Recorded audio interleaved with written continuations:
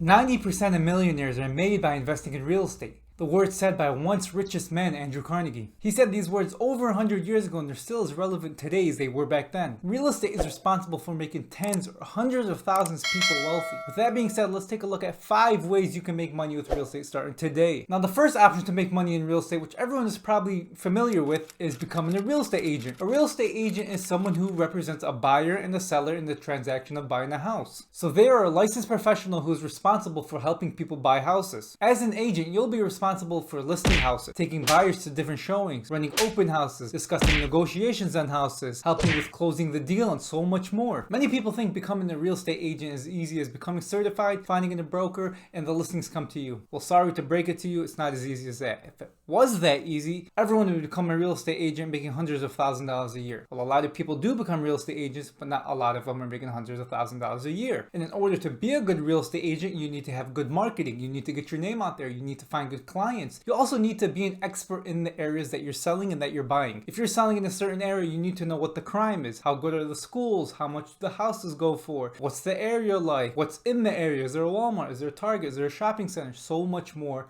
about that certain area that you're selling in. So it's not too difficult to become a real estate agent, but it is difficult to become a good real estate agent. This isn't a job that you just want to hop into. But the good thing about becoming a real estate agent is it's all on you. Your hard work and your dedication and how much you study the area and how much you study your craft is going to decide on how successful you are in real estate. So depending on your mindset and your attitude, this could be a good thing or this can be a bad thing. Many people don't like to bet on themselves. Now, how much does it cost to become a real estate agent? The first thing you're going to have to do is do a pre-licensing class where you learn all the things about a real estate agent, how to represent a buyer, how to represent a seller, and so much more. Basically a crash course that teaches you everything about real estate agents. That will usually run you from $200 to $300. Next, you'll have to pay and pass an exam, which runs you about $80. You'll also have to pay an application fee for your license, and that's about $88. Two of the most variable costs when you are a real estate agent are the following. The first one, which is your marketing costs. Depending on how much you want to market yourself, how much you want to put into marketing, that cost could vary to thousands, tens of thousands, or however much you decide. And then lastly, when you are a real estate agent, you have to work under a broker. The brokerage cost does vary from broker to broker, so depending on the broker you go with will decide on how much you have to pay them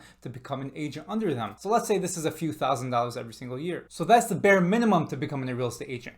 Paying your application fee, your exam fee, your pre-licensing course, and working under a broker. Like I said, that is the bare minimum, but if you want to go above and beyond and become a successful real estate agent, you also need to take into account marketing with advertisements, business cards, networking, and so much more. So with a couple $100 for the licensing course, $100 for the fee, $100 for the exam, you're looking at $400 on just that stuff, and then a few thousand for working with a broker. So you can become a licensed real estate agent for less than $5,000. That is a good amount of money, but compare that to college. Now I just said the bare minimum to get started as a real estate agent is under $5,000. Now, how much do real estate agents make? You know, if you're paying $5,000 to get started, you want to make some money. You want to be making $10 every month. That's not a good return on your investment. So real estate agents do not make a salary. Real estate agents make money solely off of commission. So if you're selling a house, you're going to get money. If you're not selling a house, you're not getting paid. Sometimes they'll work with a client for months and months and months and you never sell them a house or they never want to buy a house. So you just spent months of your time working with this client and you just don't get paid. And that's the name of the game. But when you do sell a house, your commission is around 3%. So if you're selling a $100,000 house, you're going to get $3,000 of that. With the average being what, $200,000 to $300,000, each house you sell will be $6,000 to $9,000 into your pocket. But from that 3%, part of that is owed to your broker. So from that 3%, maybe your broker takes 0.5%, so you're left with 2.5%. Like I said, this is going to vary from broker to broker, but you can expect anywhere from 2 to 3% of commission into your pocket every sale. Now there is a way to double that, and that's if you represent the seller and the buyer. If you represent the seller, you get 2 to 3%. If you represent the buyer, you get 2 to 3%. And if you put those together, you're getting 4 to 6% on that sale. So these are what people call a double listing when you're representing both sides of the negotiation. Now let's say your normal commission is 2% after your broker fees and everything, just a flat number. You sell a house for $300,000. But if you represent both sides of the party, you're going to get 4%, and that's $12,000 off of one sale after your broker fees. Method number 2 to make money in real estate is long-term investments. This is one of my favorites, and it's one of the more passive ways to invest in real estate. When I say passive, it's not completely hands-off like everyone makes it, but that's rental properties long-term. Becoming a real estate agent is more of a job, while investing in long-term rentals is more of a business. The idea with long-term rentals is to find a property where you can rent it more than the mortgage.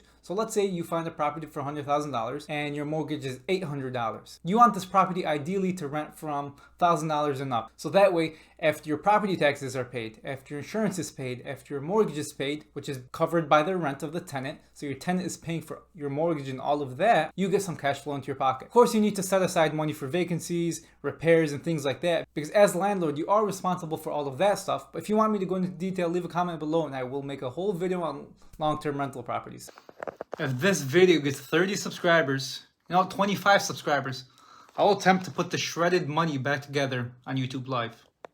So becoming a landlord or a long-term rental investor, you are responsible for many things. You're responsible for finding a tenant, responsible for collecting rent, for writing rental agreements, for doing repairs if necessary, for checking up on tenants if things go bad, and so many more. So like I said, it's not completely hands-off. But if you do want a bit more hands-off, you can hire a property manager. These property managers usually charge you the first month's rent and 8 to 10% of every single month's rent. So if your rent is $1,000, they're going to be taking $80 to $100 every single month. So they are costly, but they do handle a lot of things. And make sure if you do hire a property manager that they are a good one, because there are many bad ones out there. And just because you hire a property manager, don't think you're never going to have to check up on their property. Rather than managing the tenant, you're going to be managing your property manager. So how do you make money with rental properties? Well, rental properties actually have 4 different ways of making money. The first one is tax benefits. With rental properties, there are many tax benefits like depreciation and so much more. The second one is appreciation of the property. As time goes on, the property that you bought is going to get more valuable. The third way is mortgage pay down or equity in that property. And since your tenant is paying down that mortgage,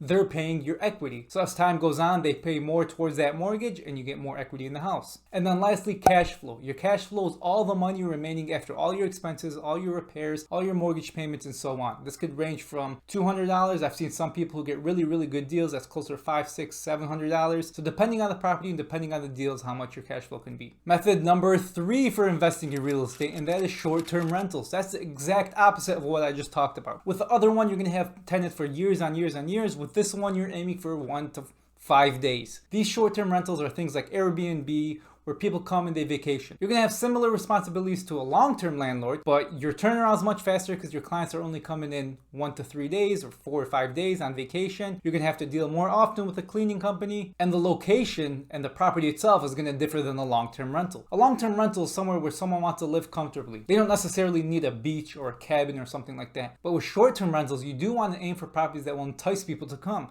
People don't want to go to a random house on a random street as a vacation and Airbnb out. They want somewhere where there's a beach, where there's good weather, where there's amenities, where there's shopping, whatever the deal may be. They want to go somewhere where it's live and there's things going on. Or they may want to go up north or to a cabin in the woods. Again, that's not somewhere where someone's just going to be renting out. With this, you get the same benefits as you will with a long-term property. You get the tax benefits, you get the appreciation, you get the cash flow, and you get the mortgage pay down. But opposed to having contracts of 6 months out or a year out, these contracts in the short-term rental is going to range a few days. And each night, depending on the property, is going to cost the tenant or the vacationer $100 or $200. So short-term properties tend to make more money than long-term properties, but they are a lot more work. Method number 4 to making money in real estate, and that's something that many people have heard of. Personally, I don't think I'll ever get into this, and that is flipping. The concept of flipping a property is buying an undervalued property, fixing it up, rehabbing it, putting up drywall, painting it, doing carpet or new floors or whatever you need to do to get that value up, and then selling it for a profit. So you buy a house for $60,000, put $20,000 of repair into it, and you sell it for $100,000. That $20,000 difference is your profit. Of course, it's a subject of tax, I know, so it's not really $20,000. With flipping, a lot of people aren't going to take a conventional 30-year mortgage. Since they're not going to be holding on to these properties in the long term, they usually buy them out in cash, or they work with a hard money lender, or basically a private lender, to get money, which is usually at a higher interest rate. Since it is at a higher interest rate, they want these turnarounds to be fast. So these projects usually should be 6 months, a year, depending on how large the project is. It should not be something that's held for 20 years and flipped over 20 years. I mean, that would be ridiculous. So if you want to look into flipping, something you're going to need is to network with hard money lenders. You're going to have to network with construction people. There's going to be rehabs every single day. You're going to have to manage those rehabs. You're going to have to manage timelines. You're basically a project manager for a house house rehab. And then also you'll have to work with real estate agents if you want to sell it, or you can keep that property and go into the next method, which is method number 5, and that is the BRRRR strategy. The BRRRR strategy stands for buy, rehab, rent, refinance, and repeat. That sounds like a mouthful, doesn't it? That's why they shorten it to BRRRR. Well, the BRRRR strategy is just like the flipping process, but rather than selling it at the end, you keep it, you refinance, you get your money back, and you rent it to a tenant. So the first step in the BRRRR is buy. You look for properties. How do I find the undervalued property? You want to find a property that after repair costs and after buying the house, it's 80% of what it can sell for. So you want to buy a house for $60,000 and you put $20,000 into it. You want to be able to sell it for at least $100,000, and I'll tell you why. And that part is in the refinance step, which we'll get to in a second. You know, with that being said, not every single house is that cheap, undervalued. So some things you can do is look for off-market properties. First one could be talking to friends and family or talking to everyone. Say, hey, I'm trying to buy a house. Do you know anyone? Next could be something called driving for dollars. Driving for dollars means literally getting in your car, driving around different neighborhoods, see houses that have overgrown lawns or aren't in the best shape. Go on Google, find that owner, call them up, say, hey, are you willing to sell this property? I'll buy it today. Or you can also look for motivated sellers, people who are motivated to sell. Maybe they need the money, maybe they're moving, maybe they're relocating, or they're moving to a smaller house. Whatever the issue may be, motivated sellers are quick to move on the sale. And sometimes you can use that as your advantage by getting the property for less, by having a faster close time. So once you buy the house, the next step is to rehab it. Realistically, these houses aren't going to be in the best shape. So you want to rehab, you want to tear down drywall, redo electrical, or redo plumbing if you need to, redo the bathrooms, the kitchen, make this property up to scale in the neighborhood and ready for rent. So once you did your rehab, you want to find a tenant. You want to rent this out just like the long-term rental game. You want to find a tenant who's going to pay down your mortgage and eventually cash flow into your pocket. So now to the refinance step. Back to our example earlier, you have $60,000 into this property because you bought it, and then you have another $20,000 for repairs. So altogether, you have $80,000 in this property of your money. But ideally, you want your money working for you. You don't want it tied up in the property. So what do? You refinance. And what refinancing means is just taking on another loan for your property. You'll go to the bank and say, hey, I have this house worth $100,000. Are you willing to put a loan on it where I pay you monthly and give me my money, or $80,000? Most banks will only do a cash out refinance of up to 80%. So they will not give you 90% of what's in your house. So once you refinance, you get your $80,000 back. You now have $0 into that property. What do you mean you have $0 into that property? Nope, you got all that money back through refinance. But instead, you have a tenant in that property who's going to be paying down that new loan. So the $80,000 into your pocket, new loan onto the property, tenant in the property who is now paying down that new loan. It's a very, very, very smart way to get started into real estate investing. But you do need the expertise of flipping and long-term rentals, since it's a combination of both. Now today we went over 5 different ways on how to get started investing in real estate, whether it's becoming a real estate agent, flipping properties, doing the BRRRR method, holding properties long-term or short-term. Some of these are easier to get in and some of these are harder to get into. But if there's any that you want me to go into detail, please let me know in the comments below. Like the video, subscribe to the channel, turn on that post notification bell, make sure to share it to a friend, and we'll see you guys in the next one.